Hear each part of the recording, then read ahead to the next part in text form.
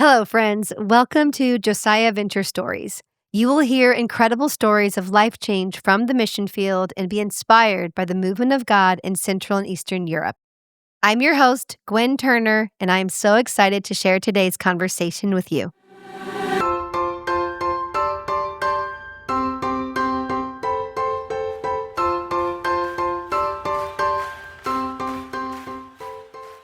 Today on the show is Kendra Patty. Kendra grew up as a Josiah Venture missionary kid in Slovenia and was leading her youth group by age 16. After the 2022 invasion of Ukraine, her heart broke for her European brothers and sisters, and she felt called to serve. She joined the Josiah Venture internship program where God used her time serving alongside Ukrainians to call her into full-time ministry. Kendra now lives in central Ukraine, where she leads that same internship program and serves as the youth leader at her local church. Her prayer is that young people in Ukraine would come to know the Prince of Peace and great physician, Jesus Christ. Kendra, welcome to the show. Hello. Thank you for having me. It's good to be here. Yay! I know. I know. I'm so excited to have you on the show. And for those listening, Kendra and I go way back. We do. Go way back to my days in Slovenia. And oh my gosh, I'm just so excited to talk with you today. So your Josiah Venture journey started in Slovenia. Yes, I moved there when I was a year old. Yeah. You were a year old? Yeah, I was a year old when we moved. It was like 10 days before my first birthday. So my whole childhood was growing up in Slovenia. I was there from when I was a year old to when I was 19. And then I moved back to the States for college. So I studied at Wheaton College, studied economics and international relations. And then after graduating, moved to Ukraine. So yeah, the majority of my life has been with Josiah Venture, has been in Europe, which is such a gift. That's right. You're a European. That's what you're a third culture kid. Third culture right? kid. I know. And your parents, Josh and Christy Patty, were the first JV missionaries in Slovenia, which is wild. Yes, I'm so proud of them. I'm proud to be theirs. Yeah, they just celebrated 25 years on the field, right? Yes. Wow. Yeah, I think that's something that has really marked my life, is just getting to witness their faithful service. I think has just been a huge example and a huge reason why I'm here in Ukraine today. Totally. So before we get into all the ministry stuff and talk about internships and all the things, just right here at the beginning, Kendra, like, what are you enjoying right now? What are things that are bringing you joy that you love to do? Yes. As I'm thinking about this question, it's hard to answer because I think so much of what I enjoy is my ministry. I just love being in Ukraine. True. And I love my teenagers, and I love what I get to do. I'm just like, every day, I can't believe that this is what the Lord has allowed for me. But in general, I think one of the things that has been interesting as I move here to Ukraine and build new habits has been figuring out, okay, what do I want to be a part of my daily routine? What do I want to be a part of my rhythms of rest? And so even just the practice of Sabbath and getting away, maybe even from my city for a day, going out and visiting the capital, Kyiv. So I live in Irpin, which is about a 25, 30-minute drive out from the capital. I love getting to walk around the streets. I love the hustle and bustle. I'm a person that loves a lot of movement around her. I'm an extrovert. A city girl over here. Yes, a city girl. What can I say? And so it's fun to just sit in a coffee shop, have a good time in scripture, read a fun book. I'm a sucker for a good Sudoku. I loved filling those out in my free time, which does not sound at all interesting, but I promise I'm a fun person. You are a fun person. It's good to have those hobbies that make you think, and I think so. I've realized I don't do as much intellectual, rigorous activity now that I'm out of college, so it's fun to get to do little brain teasers or read a good book on your day off. Yeah, keeps you sharp. Keeps me sharp. I try. I do try. Yeah. Do some brain teasers, people. Come on. Yeah. All right. So you grew up as a third culture kid. I love the Josiah Venture kids, and that's how we really got to know each other. I was your counselor for Yes. Oh my gosh. I think it was 5 years. It was a long time. Yeah, I think it was right when I was in that angsty teenage. I know. years. I know. You gotta love it. You gotta love those angsty teens. You know, we do love the angsty teens at Josiah Venture. But I have just loved watching the Lord work in your heart and in your life. And I would just love to know, like, growing up as a third culture kid in Slovenia, do you think that has shaped you into becoming a full-time missionary? Or what are those like key things of being a third culture kid to you? Yeah, I've been so thankful for the Lord's work in my life through growing up as a third culture kid and as a missionary kid. It wasn't until I was an adult that I actually realized that most people who have that experience in life, it's actually a really big challenge for them and something that they've really had to work through and process.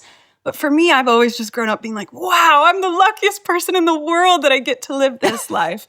My parents always say, like, only missionaries and millionaires get this kinds of life. Like, I've just been so thankful for his faithfulness. And I think growing up as a third culture kid, and particularly as a missionary kid, I've been very thankful that my parents made it clear that it wasn't just God calling them onto the mission field, but he was calling our whole family. I think Josiah Venture as a whole, we believe that we're family on mission.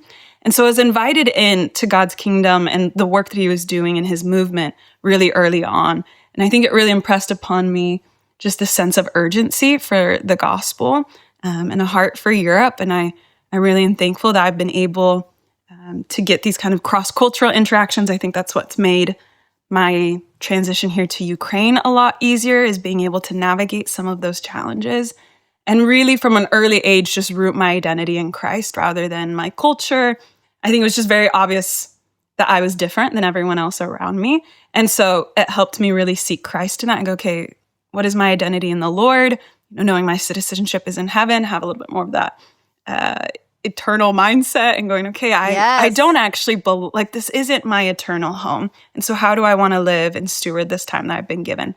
So I think that all came from that period of growing up overseas and just gave me a heart for Europe. And so even as I then moved to the States and loved my time there and loved my studies, there was something that just kept pulling at my heartstrings of, I gotta go back. I just loved it so much. Yes, I love that. And just that worldview of life is more than where I'm from or where I was born or where I grew up. Like, I feel that being a military kid. I remember one time someone asked me like where I'm from, and I was like, I'm from heaven. And they were like, wait, what? And I was like, and I'm going back there one day. I'm just an alien passing through. You know, I love that. I might need to steal that sometime. I've not yet used that. It's always the challenge of which one do you choose? Do I say I'm from Slovenia? Do I say I'm from America? Different ones. Do I say I'm from Ukraine now? Just say you're from heaven, and then there you go. Like, there you go. Wait, what? And then people just are taken aback by like they're not expecting that. No, yes, it's a great conversation starter. Yes. Now, Kendra, did you always think that you would grow up, intern, be a full-time missionary? Was that your life plan from the beginning? Yes and no. I think there's been lots of different seasons in my life. And I always love telling this story. When I was younger, my parents actually helped run some of the internship program in Slovenia. And I, as you know, a 5 or 6 year old, I would say, I would always ask my parents, so when are our interns coming? When are our interns, what are they, what are our interns doing today? And my mom kept being like, you don't have interns. You're like 6 years old. You know, they're not your interns. What are our interns doing? Yeah, that's good. And now 20 years later, I'm like, yes, I have my interns. So I think there was, turns out that was my greatest dream. So, and I'd grown up, interacting with these interns and was just so impacted by them. I think they were huge examples. They came, to serve the local people, but they also came and served me and I think pointed me to Christ. So they were just so many interns and so many, missionaries have made such a big impact on my life, including you, Gwen, being my counselor, as a teenager. And so I think there was always a part of me that knew that the Lord would call me to some, form of ministry. And I knew that I had a heart for cross-cultural interactions. But I didn't know what that would look like. I didn't know if that would be with Josiah Venture. And I think a part of me always longs to kind of blaze my own trail. I think I really like being independent and like finding new creative ways of approaching life. And so I think there was also a part of me, maybe even a prideful part of me, that was thinking, I don't want to become a missionary because then it just seems as though I did it because it was the only thing I knew. And I was really worried that it would come across of, oh, you just became a missionary because your parents are missionaries. I'm actually, in fact, a third generation Christian and a third generation missionary. So I'm like, I'm just following the standard, family trade. And so legacy. I think there's, legacy. I love that. And I think I was worried that I was just choosing to be a missionary because it's all I knew. And so when I went to the States to study in college, I really kind of attacked that belief and questioned, is this really something the Lord is calling me to? Or is it just something I'm comfortable with? And so had a lot of different stages of what that looked like then in college. I came in with the major of Christian formation and ended up switching majors. I was like, no, I'm not going to do the standard, be a missionary studies.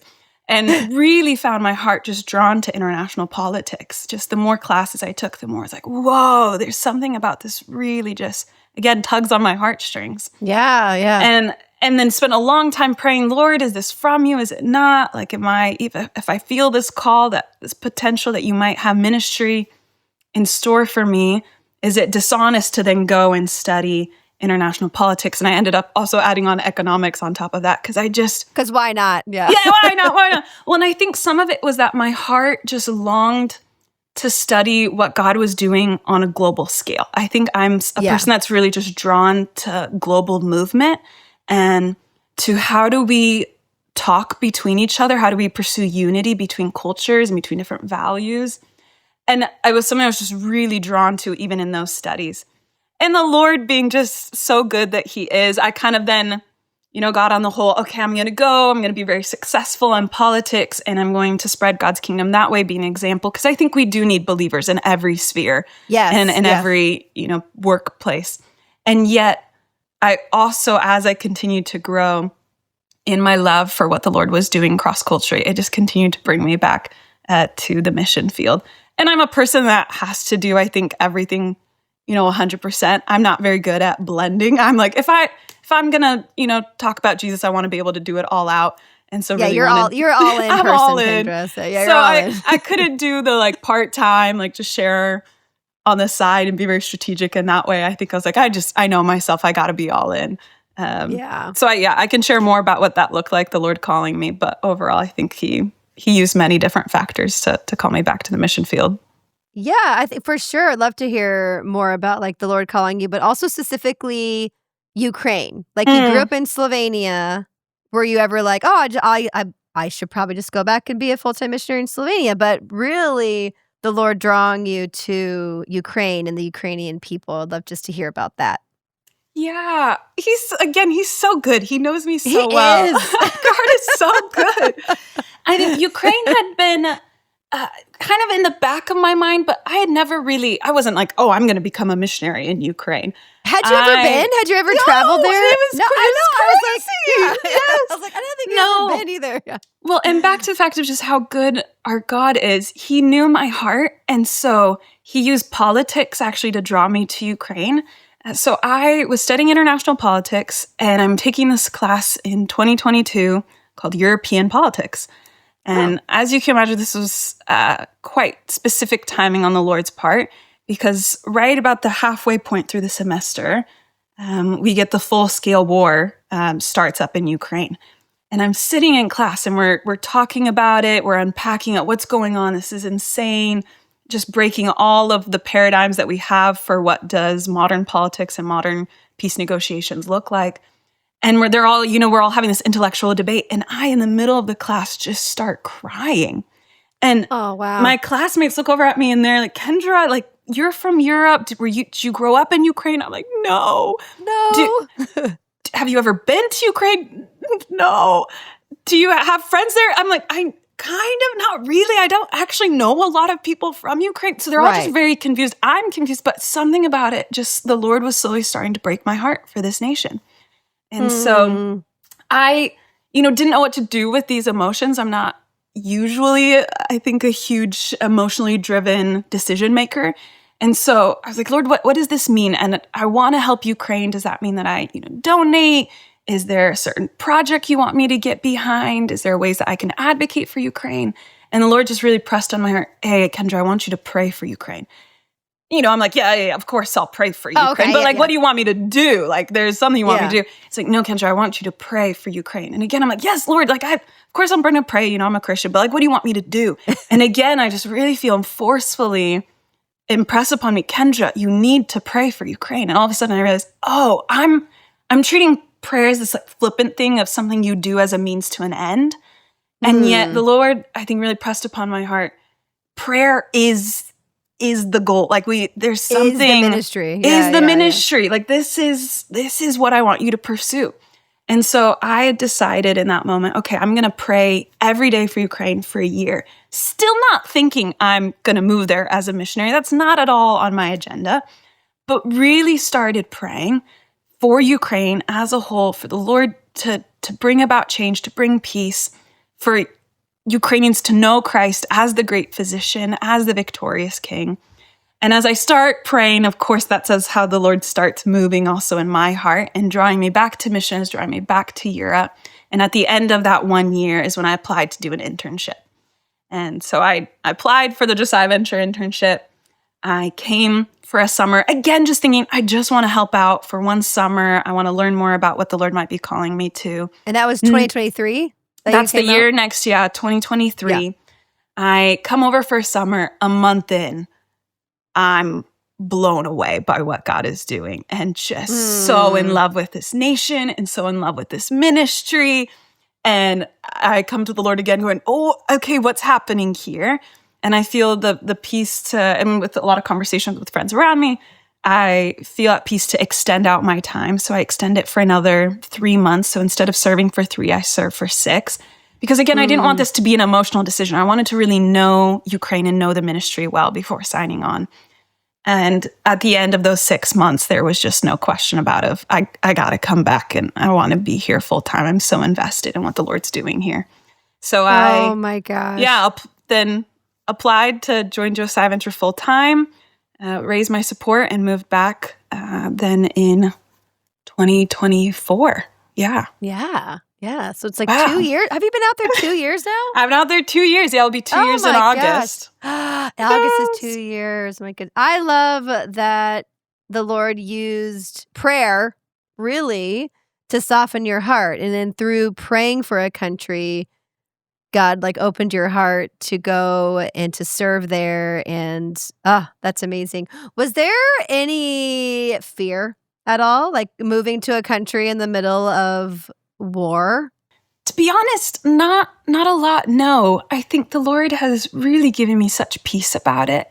In fact, I think it's one of the things that he used to really motivate me to come, just because you sense that this is a turning point in Ukraine's history. There's something really significant going on.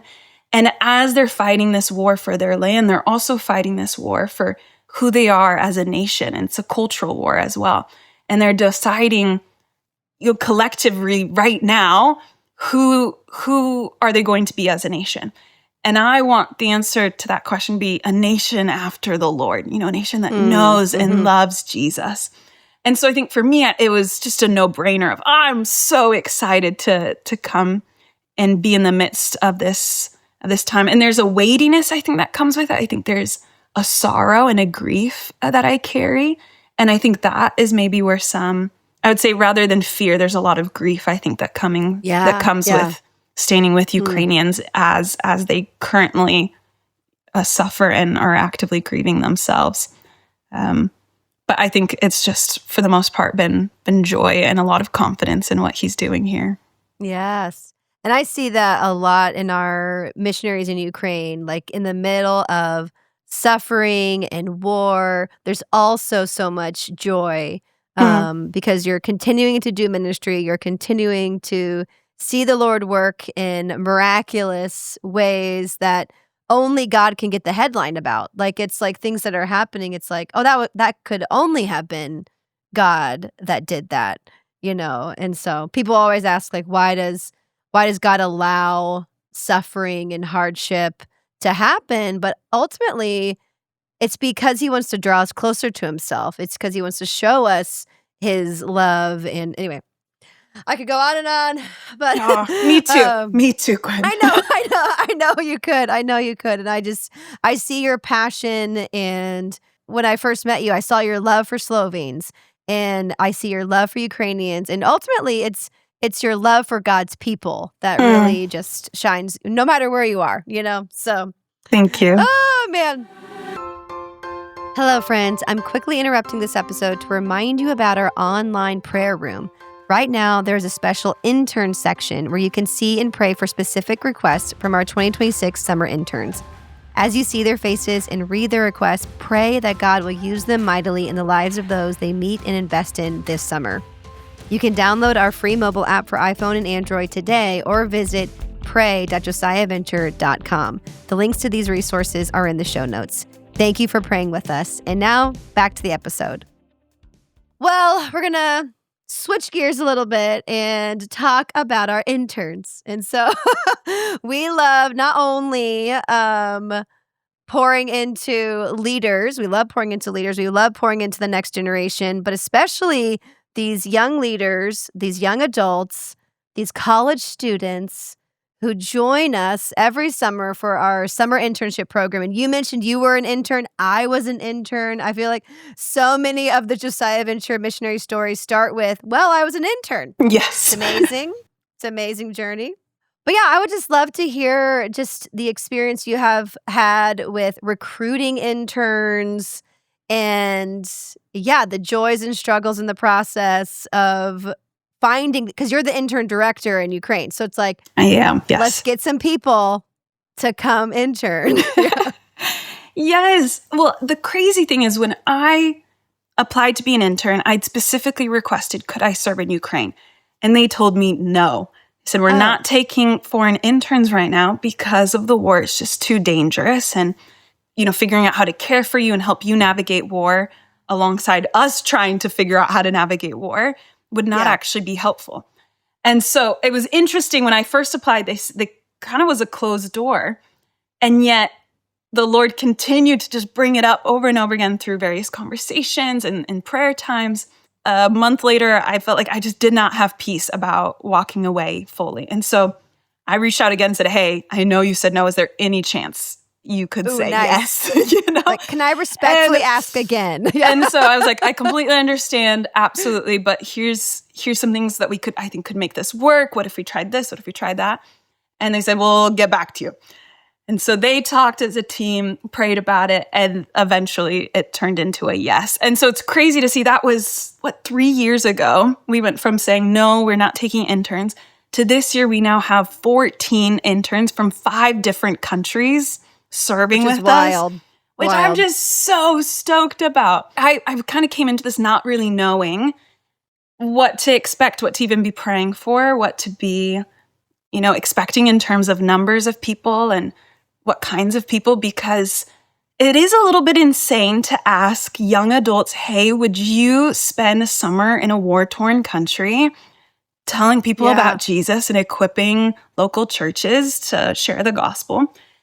And I went in with a lot of bold faith, but also going, is this a crazy thing to ask? This is a little, who's going to say yes to this? I think there's this fear of, cross-cultural ministry isn't relevant anymore. There's, I think, a large movement going around of, hey, just serve in your local church, serve in your own neighborhood. Right. There's no need to go out. You might actually be doing more harm than good. Doing cross-cultural is the most effective. Is it the most economically efficient? I think those were a lot of the conversations that I was having with my peers. And maybe that was just that subgroup of people that I was in. But in general, I think there is this fear of, is missions relevant anymore? And so when I went into this recruiting process, I really believe God is doing a huge movement right now in Ukraine. This is a turning point. And churches need all the help we can get. I mean, right now, the church in Ukraine is booming and growing, and young people are searching for Christ. And yet our leaders are dwindling, whether it's just physically from war. I mean, people are getting mobilized. They're being drafted. Right. They're dying. They're leaving the country for safety. They're fleeing as refugees. And the leaders that have stayed are exhausted and tired, and the ministry keeps growing, but their capacity is dwindling. And so as I look to what the Lord's doing, I go, we need all the help we can get. So I prayed boldly, Lord, would you just send as many interns as possible to come help and fuel this movement this summer? And, I don't know if they're interested still. I don't know if it's relevant. I also don't know if it's a crazy thing to ask someone to come. And yet, as I toured around college campuses and visited churches and had conversations with young adults, I was just overwhelmed by the amount of people that said, I'm in. I want to know more. I want to find out what would this look like. And even the people that ended up choosing not to come intern, they were just so passionate about what the Lord was doing and said, hey, I want to be praying for you guys. I'm going to be praying throughout this summer. I'm going to be invested. Some have even financially supported other interns, even though they couldn't come. They said, I want to get behind what the Lord's doing. And I've just been so encouraged by it. That makes me just so excited for this generation Yes! and future generations. And God is moving. God's never done. And, you can look around the world sometimes and get depressed with where Yes. things are at. But also you can also look around and see such amazing stories that are happening. And okay, so you went back to Wheaton, to your alma mater, and you were just like, hey, can I talk about this internship program? Yes. Hey guys. I did feel a little like that, hello again, it's me. Remember me? No, but I've been so thankful, first of all, for the partnership that Wheaton College, I think, has with Josiah Venture. I just feel like they're for us and they're for what the Lord's doing here. And so I think it helps too that I've recently graduated. So I have still a lot of friends there and a lot of professors that have just really poured into me and connections. Connections, yes. And I think, the global church is so much, I praise God, it is growing, it's huge, it's, across the world. But also it's just small. I feel like the world is so small, particularly in the Christian world, where we're all friends. Yeah. We all know someone. And so really, I just went into classes and said, hey, could I just for 10, 15 minutes just share what's going on in Ukraine? And I don't feel like it took actually a lot of convincing. I didn't share about, hey, this is what finances look like. This is what, but mostly just shared this is the need. This is what's going on in Ukraine right now. I mean, exactly what I just shared with you guys of young people are hungry for the gospel as we just see this evil darkness take form in shape of war. The light becomes even more clear just as you contrast it. And so young people are, I think, just sick of shallow faith and really want to go deep. If they're going to believe, they're really going to believe. And so there's this turning point in Ukraine's history. And then there's also this great need of we need to be building up the new next young leaders who are going to be shaping this conversation of who are we as a nation? Who are we as a generation? And then I think what's really cool too is I think Gen Z particularly so well prepared for cross-cultural ministry, whether they realize it or not. I mean, I think more than any other generation before us, we're a global generation. And I think Gen Z has a capacity to really translate ideas across cultures. And they just have such great empathy, I think, for the global church in general. And they're just on fire for Jesus. I mean, when you look at what the Lord's doing in this generation. So I think that when I came to visit college campuses, particularly Wheaton, I mean, they were just so hungry to hear news about what God is doing in other places. And they're so excited and they really want to live their faith out practically. I think as a generation, we really value authenticity. And so they didn't just want to hear theories. They didn't just want to hear numbers and statistics. I think they really just craving to see how is the Lord at work practically? And like, what does this look like? The stories of people and what God's doing and people. To have the opportunity to live their faith, I think, at 100% volume. What does that look like? Where where I just said, hey, what would it look like for 3 months to just give up everything, come to Ukraine and serve boldly? And they were like, yeah, like that's exactly what I want. Let's go. Sign me up. And it's not just in America either, I think, which is really cool. Right. I mean, only there's 5 countries that we have represented on our intern team this year. I mean, Ukrainians too, even in the midst of all of this, they're going, I want to serve my nation. There's 6 Ukrainian interns. They're invested in what God's doing here. Europeans as well. We have people from Slovakia, from the UK, from the Czech Republic. They're all going, we're excited about what God's doing. So I think it's beyond just even, Gen Z in America. I think right now we have several cultures that are just invested in what God's doing here and ready to serve. Oh my goodness. And just to give people a little bit of context, there are 33 total interns for all of our countries across Central and Eastern Europe, and 14 of them are in Ukraine. Like that's it's basically half. And they're in Ukraine. Like I was looking at some of the photos of all the interns, and I was like, where? Oh, Ukraine. Oh, Estonia, just like they're all. Yes! I think that's so incredible. It's so incredible. And so with all these interns, it's happening right now, people. Summer is like in full swing. And so with the internship, it all starts with the Amazing Race. And this year it started in Budapest, Hungary. And it's a 2-day race across Hungary. And, there's so many Ukrainian interns, we had to put them in, 3 teams? 3 right? teams. Yeah. So I would just love to hear some stories about what was that amazing race like with even 14 people who probably don't know each other and from all these countries coming together, and they go on this race across Hungary. Like I would love, share some stories about your amazing race experience. Well, and even before that, I do want to acknowledge we have 14 interns, but only 13 were able to come to the Amazing Race because there's one intern of ours, Anton. He's 23 years old. He's actually a second time serving with us, which is really awesome that he said, I want to do it again. Yeah. And Anton was not able to cross the border due to martial law.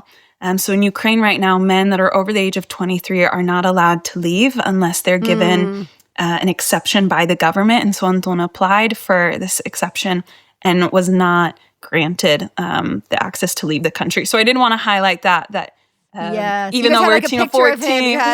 So we carried him around. We did a little drawing of Anton, and our teans passed it back and forth. So he's a part of all 3 Ukrainian intern teams that we're racing. Oh, fun. So there's several pictures of Anton all across Budapest, but unfortunately he was not able to join us.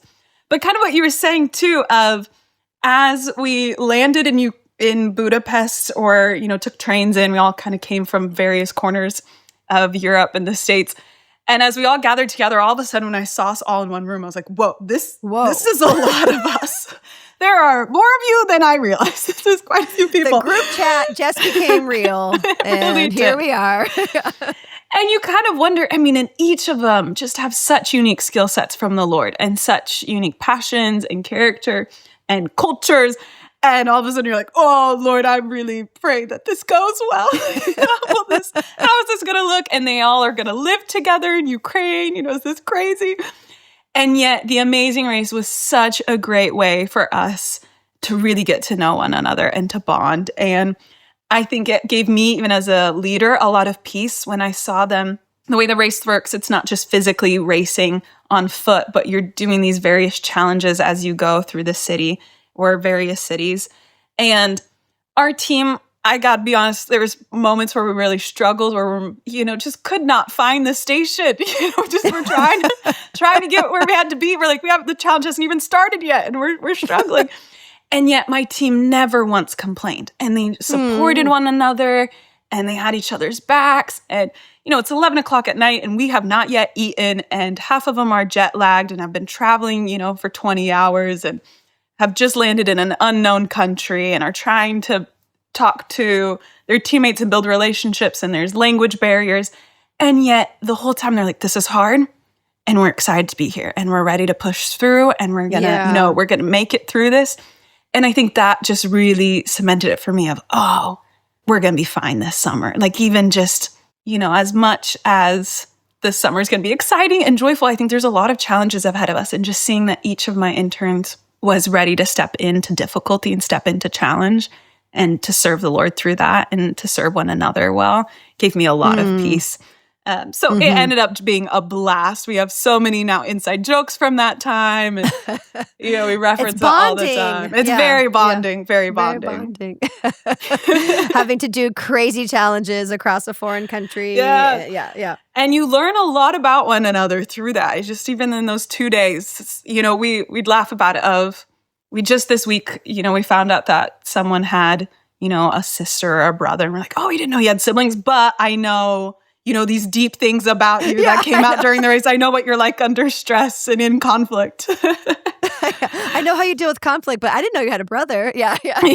Yes. Oh, that's so funny. Oh, my goodness. And then from the Amazing Race, you went right into intern training, which is like this week-long training with all the interns, introducing them to like more of our organization and just how to share the gospel at camp and learning the camp dance and all that. So how was intern training for your team as well?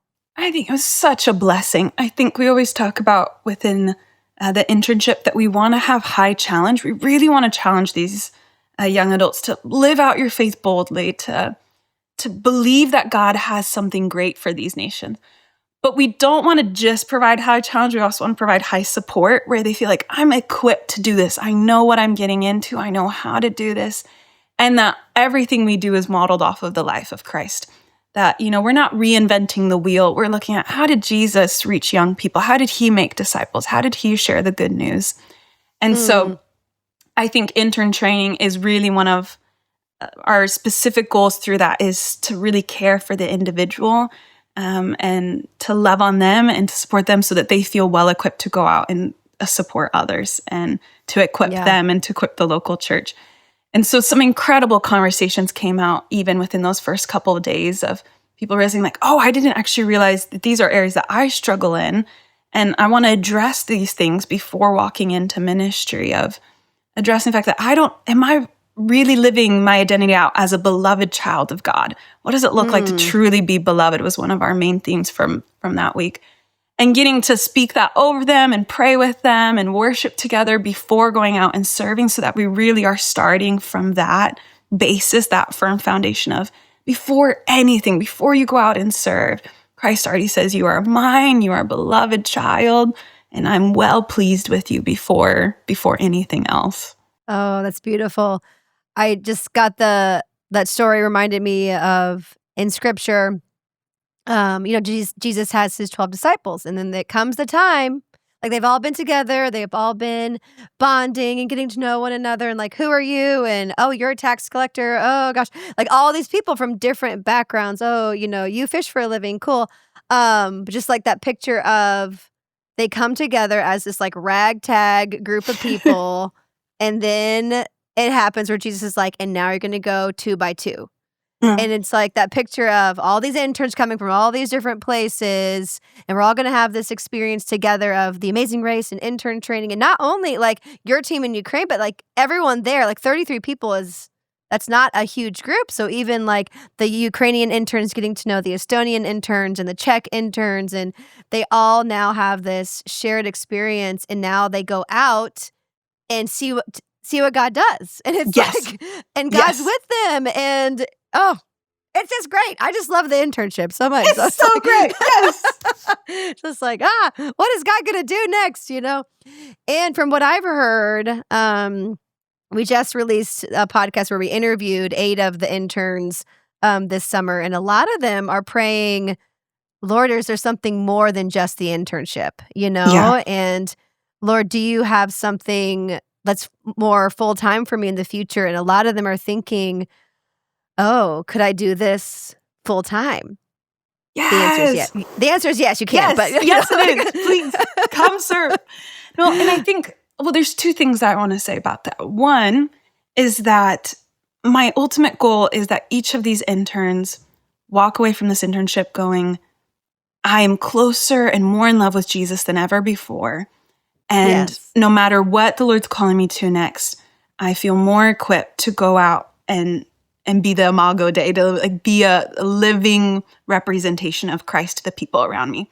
And so I have no expectation or pressure of if you do the internship, it's a 1-for-1, then you become a Josiah Venture missionary. No. Which sometimes it feels like that when you hear all of the stories of the Josiah Venture missionaries that were interns. You're like, man, it's a very clear pipeline here. But I think even people that don't feel called to full-time missions, I think the internship could be something for them. It could be something that really the Lord uses to see them thrive in their walk. And I have seen interns come who end up being politicians and businessmen and teachers and engineers. And I think the internship impacted how they go into those professions and how they serve in their local churches, whether that is back in their home country, somewhere in Europe or in the States or in another country. So there's that piece.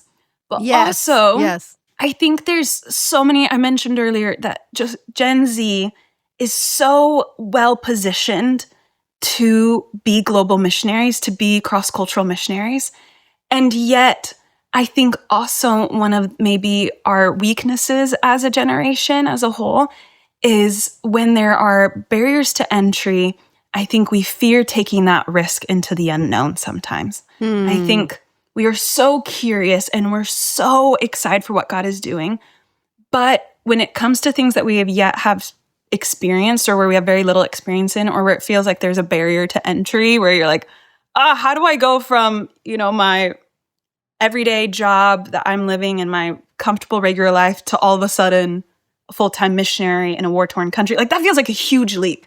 And I think sometimes we get lost in how to do that and we maybe don't have the tenacity to push through. And so my hope is that this internship also just removes some of those barriers and goes, just come for 3 months. It's not even that. I think it's 10 weeks. What would it look like for 10 weeks to say yes to the Lord? And we'll walk you through it. We'll walk you through what does support raising look like and how do you get your documents and what churches should you connect with and where can you support and where can you serve? And just kind of removing some of that obscurity or like mystery that comes alongside missions. I interact with so many young people that go like, I want to do what you do and I have no idea where to start. And I think the internship is a great place to start of just dip your toe and see what it's like, get some experience. And I mean, I fell in love with it. And I think I would not be surprised if many of our interns this summer fall in love with it too. Yes. And you're right. Like, no matter if they do become a full-time Josiah Venture missionary, that's not the ultimate goal. The ultimate goal is to grow closer to Jesus and to continue to walk with him in obedience and faithfulness, no matter what comes in the future, no matter if that's full-time ministry as a missionary or full-time ministry as a teacher, as an engineer, as a doctor. Like you said earlier, like even your path of like politics, like, I could be a Christian in that area too, but God's going to do whatever he's going to do. And I think what you mentioned earlier about prayer is just to keep prayer at the forefront, to keep praying about these things. And then I think the doors will open and you'll know which way to walk in if you're walking close side by side with him. So. Yes. And he's so trustworthy. He knows us. Like, I think the Lord just really knows what gets my heart going, Yes, and he's so kind and so good. And yes, he knows us so deeply, so intimately. He knows what's going to get our hearts going, and that's a good reminder too. Well, here we're coming to the end, Kendra, and I didn't even have to ask the question about what would you say to someone who wants to intern, because you just answered it beautifully. Love it. Just do it. See what God does. Dip your toe in for 10 weeks. You never know. But my final question, speaking of prayer, is just how can people be praying for you this summer, the interns, overall ministry? You mentioned some prayers previously, but just would love to close with how can people be praying? Yeah. I really do think prayer makes an insane difference. I mean, it is so powerful. So if there's one thing you could be praying for, I would really ask that you pray for an end to the war. Yes. I think the Lord loves Ukraine. And so I'm asking for victory and for peace in Ukraine. And then I'm also asking that the Lord would use the internship this summer to already now be redeeming what's been broken and what's been lost. That even now, as we're still in the midst of war, that there still is hope. Like there's still the goodness of the Lord now. And so I think interns coming in with this fresh wind, this fresh wave of vision and excitement and of faith. I'm asking that the Lord would use their, boldness and their faithfulness and obedience to be a blessing to the local churches. I'm asking for lasting fruit and for refreshment for local leaders, that the interns would be a blessing to them, that they would feel encouraged and know how to continue serving after they leave. They'd feel well equipped. And then I'm asking for a lot of young people to encounter Christ this summer. I'm just like, yes, Lord, yes. I'm asking for a lot of true, genuine professions of faith, whether that be alongside, our interns or with local leaders. Even in my church is doing a summer camp, and we have so many teenagers who have heard the gospel over and over again and know all the right answers and just have not yet trusted their life into his hands. And I'm asking that this summer would just be that tipping point for them where they just go, you know what? What's holding me back? I want to be all in for Jesus. Yes. Lord, open the hearts of these young people. We do Lord. pray for that.